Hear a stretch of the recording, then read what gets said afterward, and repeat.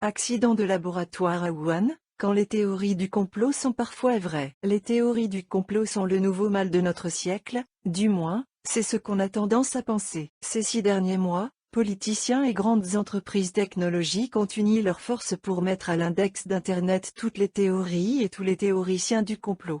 Canon, Alex Jones, David Icke, un paquet d'antivax et Donald Trump ont été bannis ou suspendus de Twitter et YouTube, ainsi que des dizaines de personnalités publiques, tandis que Facebook et Instagram allaient supprimer plus de 12 millions de contenus qui, selon eux, diffusaient de la désinformation et promouvaient des théories du complot fausses, discréditées et dangereuses. Il y a 10 ans, d'aucuns croyaient qu'un réseau mondial et non réglementé pouvait être le sauveur de la liberté d'expression et conduire, dans le cas du printemps arabe, à une émancipation révolutionnaire ardemment espérée. Plus récemment, et notamment depuis l'assaut du Capitole américain en janvier 2021, l'idée que des théories du complot puissent alimenter la violence extrémiste en a fait naître une autre. Si nous arrivons à effacer toutes les fake news et théories du complot, alors il sera possible de créer une société meilleure régie par la transparence et la vérité. L'interdiction intégrale du conspirationnisme promet d'être une gigantesque entreprise. Rien qu'aux États-Unis, la moitié des Américains adhèrent aujourd'hui à au moins une théorie du complot. Ce qui n'empêche pas les grands de ce monde de s'associer à ce noble projet visant à effacer à tout jamais, et pour le bien de tous, erreurs et fausses théories. Offre limitée. 2 mois pour 1 euro sans engagement. Je m'abonne. Laboratoire de Wuhan, de théories parallèles discréditées à pistes plausibles. Mais ce vaste projet a été chamboulé courant mai, car l'une des théories du complot largement condamnée l'année dernière, l'hypothèse selon laquelle la pandémie de SARS-CoV-2 serait le résultat d'une fuite accidentelle d'un laboratoire de l'Institut de virologie de Wuhan, s'est avérée ne pas du tout en être une. En 2020, cette théorie d'une fuite de laboratoire a été tournée en dérision par les grands médias. De l'avis de Jake Tapper de CNN, il fallait la fourrer dans le grand sac des théories du complot. Selon le New York Times, il s'agissait d'une théorie parallèle. Pour le Huffington Post, il fallait y voir une théorie parallèle d'ores et déjà discréditée. Pour le Washington Post, une théorie du complot déjà discréditée.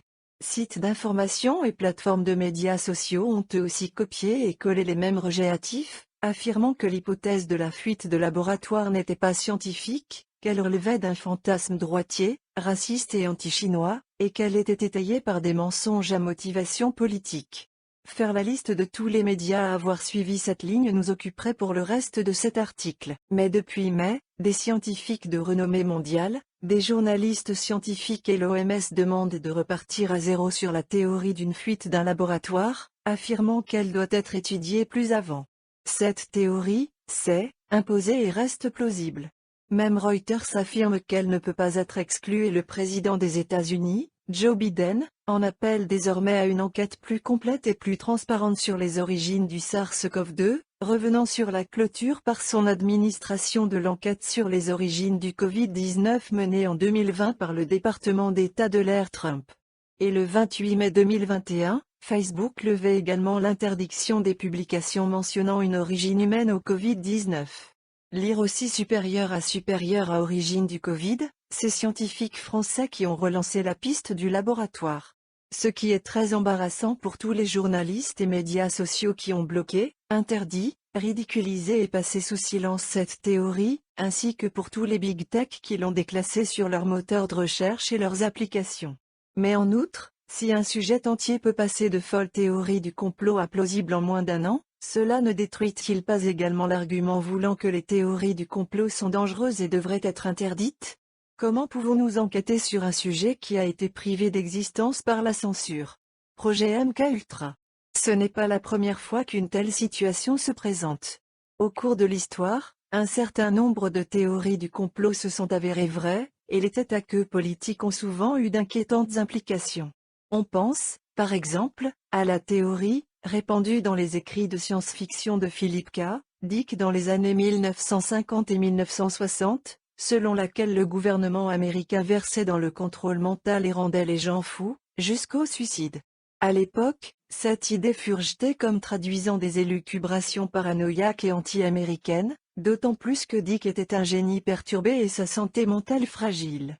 Sauf que des documents déclassifiés, Des fuites et des témoignages de première main ont maintenant prouvé que l'armée américaine a effectivement mené des expériences de manipulation mentale, dans le cadre du projet MK Ultra, sous le contrôle du chimiste Sidney Gottlieb.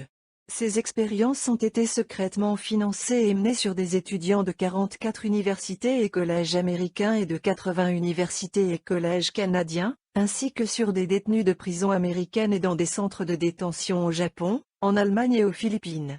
Ces sujets humains, pour la plupart involontaires, furent ainsi soumis à la recherche la plus soutenue de l'histoire des techniques de contrôle de l'esprit. Les cobayes de Gottlieb furent l'objet de tortures psychologiques, reçurent de fortes doses de LSD et furent soumis à des privations de sommeil, des électrochocs et des interrogatoires répétés. Beaucoup ne s'en sont jamais remis. Luna Bombay était l'un de ces cobayes et il est possible que les dommages psychologiques causés par les expériences MK Ultra expliquent la destruction de sa santé mentale. Surveillance gouvernementale. L'idée que le gouvernement américain vous espionne et suivrait vos moindres faits et gestes est née pendant la guerre froide. Au départ, l'expression chapeau d'aluminium est apparue dans les années 1950 dans un sens péjoratif pour calomnier les critiques et les faire passer pour des conspirationnistes et déformer leurs propos. Il était de notoriété publique que l'Allemagne de l'Est communiste soumettait sa population civile à une surveillance intensive par la Stasi, mais on croyait le gouvernement américain au-dessus de ces pratiques.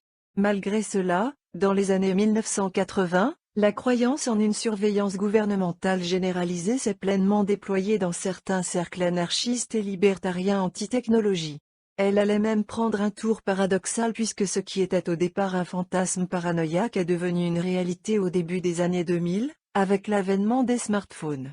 Peut-être que si la théorie du complot n'avait jamais existé, jamais les gouvernements n'auraient eu l'idée de collaborer avec des entreprises technologiques pour mettre au point des technologies intelligentes de surveillance civile. Il faut peut-être y voir le premier cas historique d'une théorie du complot inspirant un authentique complot. À maintes reprises, la NSA, fondée en 1952, a publiquement nié tout engagement dans la surveillance de masse de la population civile.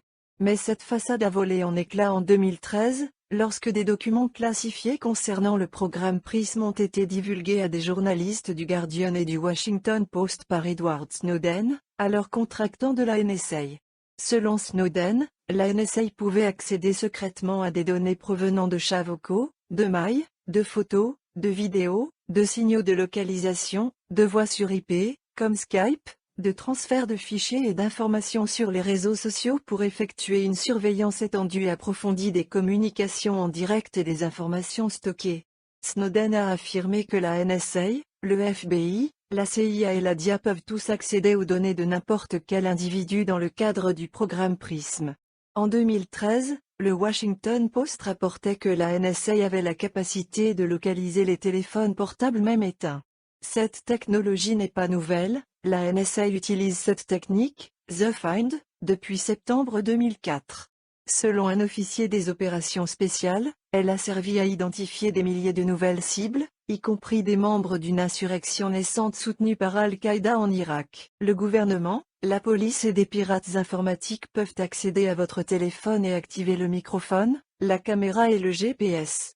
Tout appareil intelligent recherche constamment les bornes de téléphonie mobile à proximité et, chaque fois que votre téléphone émet un signal, l'une de ces tours enregistre les métadonnées de votre téléphone, qui sont recueillies par votre fournisseur et conservées pendant 5 ans. Nous savons maintenant que, depuis les années 1970, le réseau de surveillance secret de la NSA collabore avec pas moins de 100 entreprises américaines de confiance pour espionner des centaines de millions d'appels téléphoniques de citoyens américains. Depuis des années, et comme l'affirment les complotistes, le gouvernement américain a été surpris en train d'espionner le public. Qu'on s'en réfère à Room 614A, SCS, Turbulence, Xkeystore, Fairview, ONDNI de Royaume-Uni ou encore au projet Matrix et Infrared. Expérience sur les enfants. Une autre théorie du complot, populaire entre les années 1920 et 1940, voulait que les soviétiques et les fascistes menaient conjointement des expériences inhumaines sur des enfants. Cette théorie fut tournée en dérision comme de la propagande par les mêmes qui affirmaient que les soviétiques ne collaboreraient jamais avec les fascistes. Mais cette théorie reposait sur une base horriblement réelle. Ivan Pavlov, 1849-1936, a bien soumis des enfants aux mêmes tests que ceux qu'il a effectués sur ses chiens éponymes, des expériences consistant à percer un trou dans la joue du sujet testé et à y installer un dispositif de mesure de la salive pour contrôler les réflexes conditionnés, comme la salivation au son d'une cloche. Les enfants en question avaient été retirés des orphelinats de l'Italie de Mussolini, tandis que le financement provenait de l'URSS. Et un véritable complot fut ourdi pour cacher ces expériences inhumaines et illégales, d'autant plus que les Alliés ont voulu dissimuler les collaborations soviéto-fascistes après que l'URSS a rejoint la lutte des Alliés en 1941. La vérité sera accidentellement révélée avec la sortie des archives du documentaire La mécanique du cerveau de Vsevolod Pudovkin, 1926, après l'effondrement de l'Union soviétique. Parmi les autres théories du complot qui se sont avérées vraies, citons le projet Sunshine, 1953-1956, au cours duquel des humains furent délibérément exposés à des essais atomiques et leur peau utilisée pour recueillir des données sur les effets des radiations. Il y a eu la théorie selon laquelle des entreprises pharmaceutiques propageaient le sida par le biais du sang contaminé, ce qui semble avoir été vrai dans certains cas. Celle selon laquelle le gouvernement américain avait employé des scientifiques nazis après la Seconde Guerre mondiale, histoire que l'on sait maintenant vraie. Il s'agissait de l'opération Paperclip. On peut également citer le massacre de Katyn en mai 1940, au cours duquel le NKVD, la police secrète soviétique, tua 22 000 officiers militaires et représentants de l'élite polonais. Staline allait faire passer cette tragédie pour une théorie du complot nazi et, tandis que les États-Unis et les Soviétiques devenaient alliés dans la lutte contre les nazis, les Américains allaient adhérer à la version soviétique des faits. Il faudra attendre la fin des années 1980 et la perestroïka pour que la vérité éclate au grand jour. Fabrication névrotique. Dans cette optique, une théorie du complot est un terme péjoratif utile aux personnes au pouvoir pour discréditer ceux qui soupçonnent ou connaissent une vérité que les puissants tentent de dissimuler. Des faits presque trop horribles pour y croire peuvent facilement être soustraits à l'examen du public en affirmant qu'il ne s'agit que d'une théorie du complot. L'autre façon d'écarter les théories du complot est de laisser entendre qu'il est impossible pour l'être humain de mener à bien certains projets parce qu'ils seraient trop complexes et nécessiteraient donc l'implication de trop de comploteurs pour être réalisables. C'est souvent vrai, bien sûr, il n'y a pas et il n'y a jamais eu de conspiration secrète ayant réussi à dominer le monde. La plupart des théories de la Grande Cabale sont des fabrications névrotiques et souvent des variantes du même thème. Le monde est gouverné par une société secrète de croque-mitaines, qu'il soit la conspiration de la Banque mondiale, les Illuminati, le cartel bancaire mondial des Rothschild, le ZOG, Zionist Occupation Government, le gouvernement d'occupation sioniste, ou même une espèce secrète de lézard. Étant donné que la plupart de ces théories contiennent un élément racial, beaucoup sont antisémites. Les critiques affirment parfois que toutes ces croyances sont fondées sur la xénophobie. Un exemple clairement faux, censé prouver l'existence d'une telle conspiration, est celui des protocoles des sages de Sion de 1903, un texte créé à l'origine par la police secrète tsariste et ensuite utilisé par les nazis pour laisser entendre l'existence d'une conspiration juive visant la domination mondiale. Pourtant, l'histoire est jonchée de cabales bien réelles et de complots pour renverser des nations et s'emparer du monde. La conspiration des poudres est peut-être la plus célèbre, mais elle n'est que l'une des 6 conspirations de ce type à avoir eu lieu à cette seule époque. On peut aussi citer le complot de Ridolfi, la conspiration de Throgmorton, la révolte des comtes du Nord, la conspiration de Babington et la conspiration accessoire. Comintern et CIA. Une autre théorie du nouvel ordre mondial qui s'est avérée vraie est celle de la conspiration communiste pour la domination du monde, une théorie à la fois très crue et très critiquée pendant l'ère McCarthy aux États-Unis. De fait, l'Internationale communiste, Comintern, a été une cabale de conspirateurs planifiant la domination du monde et qui a tenu cette réunion internationale entre 1919 et 1943. Parmi ces plans, des organisations de façade financées au niveau international qui visaient à fomenter des révoltes, à provoquer des grèves générales dans les pays en développement et les territoires colonisés, et à infiltrer les partis réformistes en Occident. L'ironie de l'histoire est qu'à l'époque de la peur rouge de McCarthy, le Comintern n'avait plus grand-chose d'une réelle menace. La CIA et le MI6 se sont également ingérés au Moyen-Orient à plusieurs reprises, du coup d'État de 1953 qui renversera le premier ministre iranien Mohammad Mossadegh à l'affaire Iran-Contra de 1987. Ces ingérences constituent des complots de type grande cabale visant à contrôler d'autres nations et à influencer l'avenir du commerce mondial, de l'économie et de l'hégémonie politique. Que les comploteurs se rassemblent devant une map monde dans des salles enfumées ou par vidéoconférence entre leaders internationaux n'y change rien, les nations occidentales ne cessent de conspirer pour contrôler le Moyen-Orient et ses ressources. Dès lors, vu les nombreuses théories du complot qui se sont avérées vraies dans l'histoire, et que de réelles conspirations réelles visant à contrôler les populations et à façonner l'avenir des nations et du monde ont réellement existé et existent toujours, quelles pourraient être les conséquences du nettoyage de nos médias et de nos réseaux sociaux des théories du complot ayant cours aujourd'hui? Voudrions-nous effacer la vérité, désormais certifiée, du projet MK Ultra ou du projet Sunshine? Ou de la manière dont la société Bayer a accidentellement propagé le sida en 1983, parce que des gens au pouvoir ont un jour prétendu qu'il s'agissait de théorie du complot? Si la théorie de la fuite du laboratoire du SARS-CoV-2 s'avère être une vérité scientifiquement vérifiée, de nombreux médias grand public qui l'ont rejetée comme une théorie du complot pourraient avoir été complices de la dissimulation de la véritable raison de la mort de 3,4 millions de personnes. Il y aura toujours des conspirations et il y aura toujours des théories à leur sujet. Et certaines de ces théories s'avéreront vraies. Et en attendant, nous devons nous méfier de ceux qui tentent de faire taire leurs ennemis politiques en les qualifiant de conspirationnistes. Cet article est initialement paru dans Areo Magazine, site d'opinion et d'analyse dirigé par Hélène Plucrose. Areo Magazine entend défendre les valeurs libérales et humanistes, comme la liberté d'expression ou la raison. Ewan Morrison est un auteur et scénariste écossais. Son prochain roman How to Survive Everything sera publié en juin 2021, il est disponible en version Kindle sur Amazon.